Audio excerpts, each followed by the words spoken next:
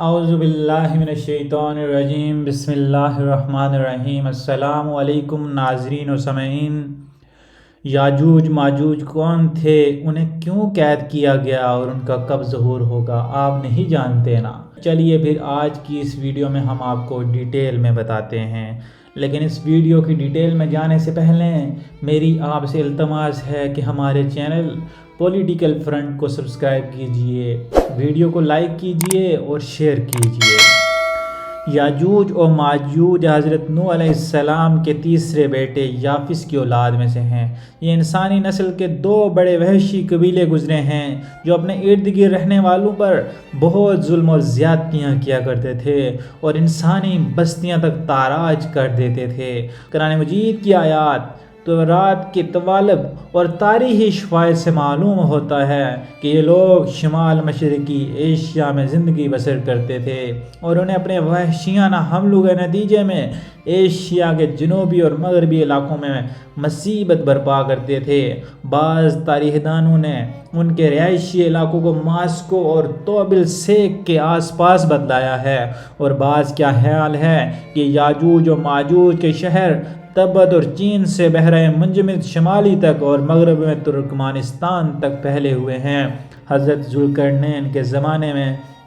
یاجوج و ماجوج کے حملے وبال جان بن گئے تھے۔ ان کی روک تھام کے لیے ذوالقرنین نے پہاڑوں کے مابین اونچی اور مضبوط دیوار تعمیر کروائی جسے سد کا نام دیا گیا۔ ذوالقرنین اور سد ذوالقرنین کا ذکر قرآن مجید کی سورہ الکہف میں موجود ہے، جس ذوالقرنین کا قرآن میں ذکر ہے۔ تاریخی طور پر وہ کون شخصیت ہے؟ تاریخ کی مشہور شخصیتوں میں یہ داستان کس پر منطبق ہوتی ہے، اس سلسلے میں مفسرین کے درمیان اختلاف ہے۔ تاریخ کی کتابوں کے مطالعے کے بعد لوگوں نے ذوالقرنین کی شخصیت اور سد ذوالقرنین سے متعلق مختلف اندازے لگائے ہیں۔ بہت سے قدیم علماء اور مفکر سکندر اعظم کو ہی ذوالقرنین کہتے ہیں، مگر بعض اس کا انکار کر کے یہ دلیل پیش کرتے ہیں کہ ذوالقرنین دراصل حضرت سلیمان علیہ السلام کا خطاب تھا۔ جدید زمانے کے کچھ مفسر و مفکر ذوالقرنین کو قدیم ایرانی بادشاہ سائرس اعظم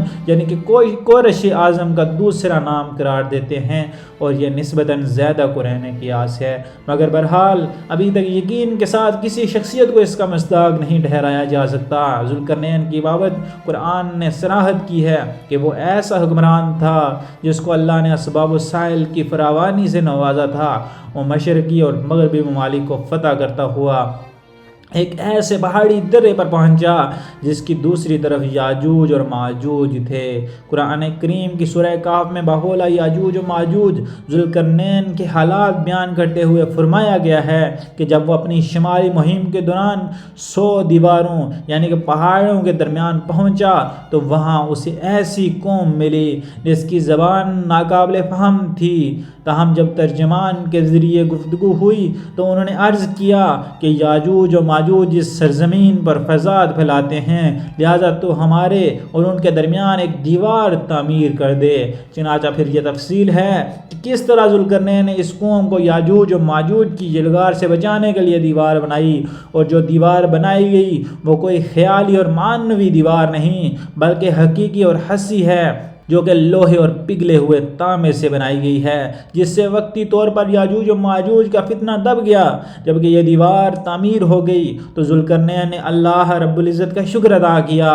جس نے یہ دیوار بنانے اور لوگوں کو آئے دن کی پریشانیوں سے نجات دلانے کی توفیق بخشی، مگر ساتھ ہی لوگوں کو یہ بھی بتلایا کہ یہ دیوار اگرچہ بہت مضبوط اور مستحکم ہے مگر یہ لازوال نہیں، جو چیز بھی بنی ہے بالآخر فنا ہونے والی ہے، اور جب میرے رب کو وعدے کا وقت قریب آ پہنچے گا تو وہ اس کو پیوند حق کر دے گا، اور میرے رب کا وعدہ برحق ہے۔ رہی یہ بات کہ سد ذوالقرنین کہاں واقع ہے تو اس میں بھی اختلاف ہے، کیونکہ آج تک ایسی 5 دیواریں معلوم ہو چکی ہیں جو مختلف بادشاہوں نے مختلف علاقوں میں مختلف ادوار میں جنگجو قوموں کے حملوں سے بچاؤ کی خاطر بنوائی تھی۔ ان میں سب سے مضبوط دیوار اور سب سے مشہور دیوار چین ہے، جس کی لمبائی کا اندازہ 1200 میل سے لے کر 1500 میل تک کیا گیا ہے اور اب تک موجود ہے۔ لیکن واضح ہے کہ دیواریں چین لوہے اور تانبے سے بنی ہوئی نہیں، اور نہ ہی وہ کسی چھوٹے کوہستانی درے میں ہے، وہ ایک عام مسالے سے بنی ہوئی دیوار ہے۔ بعض کا اصرار ہے کہ یہ وہی دیوار معرب ہے جو یمن میں ہے۔ یہ ٹھیک ہے کہ دیوار معرب ایک کوہستانی درے میں بنی ہوئی ہے، لیکن وہ سیلاب کو روکنے کے لیے اور پانی ذخیرہ کرنے کے مقاصد کے لیے بنائی گئی ہے، ویسے بھی وہ لوہے اور تانبے سے بنی ہوئی نہیں۔ جبکہ علماء و محققین کی گواہی کے مطابق سرزمین کفکار میں دریائے خضر اور دریائے سیاہ کے درمیان پہاڑوں کا ایک سلسلہ ہے جو ایک دیوار کی طرح شمال اور جنوب کو ایک سلسلے سے الگ کرتا ہے۔ اس میں ایک دیوار کی طرح کا درہ بھی موجود ہے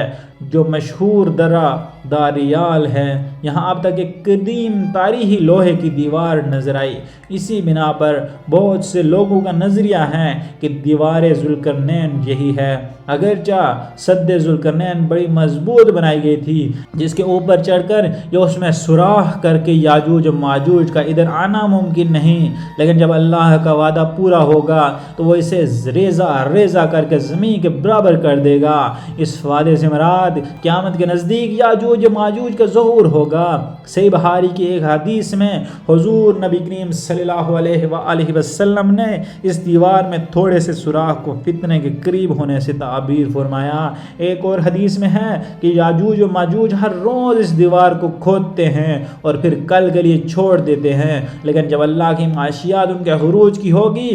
تو وہ پھر کہیں گے کہ کل انشاءاللہ اس کو کھود دیں گے، اور پھر دوسرے دن وہ اس سے نکلنے میں کامیاب ہو جائیں گے اور زمین میں فساد پھیلائیں گے، یعنی کہ انسانوں کو بھی کھانے سے گریز نہیں کریں گے۔ تو اللہ تعالیٰ کی طرف سے حضرت عیسیٰ علیہ السلام کو حکم ہوگا کہ وہ مسلمانوں کو طور کی طرف جمع کر لے، کیونکہ یاجوج و ماجوج کا مقابلہ کسی کے بس میں نہ ہوگا۔ حضرت عیسیٰ اور ان کے ساتھی اس وقت ایسی جگہ کھڑے ہوں گے جہاں غذا کی سخت قلت ہوگی، پھر لوگوں کی درخواست پر حضرت عیسیٰ یاجوج و ماجوج کے لیے بد دعا فرمائیں گے، پس اللہ تعالیٰ ان کی گردنوں اور کانوں میں کیڑا پیدا کر دے گا جو بعد میں پھوڑا بن جائے گا، جس کے پھٹنے سے یہ ہلاک ہونا شروع ہو جائیں گے، سب کے سب مر جائیں گے، ان کی لاشوں سے ایک بالش زمین بھی خالی نہ ہوگی اور ہر طرف ان کی لاشوں کی گندگی اور بو پھیلی ہوگی۔ پھر عیسیٰ علیہ السلام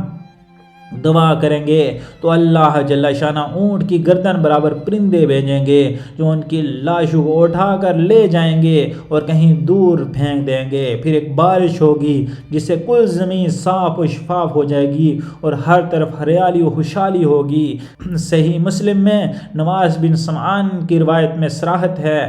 کہ یاجوج و ماجوج کا ظہور حضرت عیسیٰ علیہ السلام کے نزول کے بعد ان کی موجودگی میں ہوگا، جس سے ان مفسرین کی تردید ہو جاتی ہے جو یہ کہتے ہیں کہ تاتاریوں کا مسلمانوں پر حملہ یا منگول ترک جن میں سے چنگیز بھی تھا یا روسی اور چینی قومیں یہی یاجوج و ماجوج تھی جن کا ظہور ہو چکا ہے، یا مغربی قوتیں ان کا مستاق ہیں کہ پوری دنیا میں ان کا غلبہ و تسلط ہے۔ یہ سب باتیں غلط ہیں، کیونکہ یاجوج و ماجوج کے غلبے سے سیاسی غلبہ مراد نہیں بلکہ قتل و غارت گری اور شر و فساد ہے۔ وہ عارضی غلبہ ہے جس کا مقابلہ کرنے کی طاقت ملے گی، تاہم پھر وبائی امراض سے سب کے سب آنے واحد میں لقمہ اجل بن جائیں گے۔ ہماری آپ سے التماس ہے کہ مزید اسلامک ویڈیوز کو دیکھنے اور سننے کے لیے ہمارا چینل پولیٹیکل فرنٹ سبسکرائب کیجیے، ویڈیو کو لائک کیجیے اور شیئر کیجیے۔ جزاک اللہ۔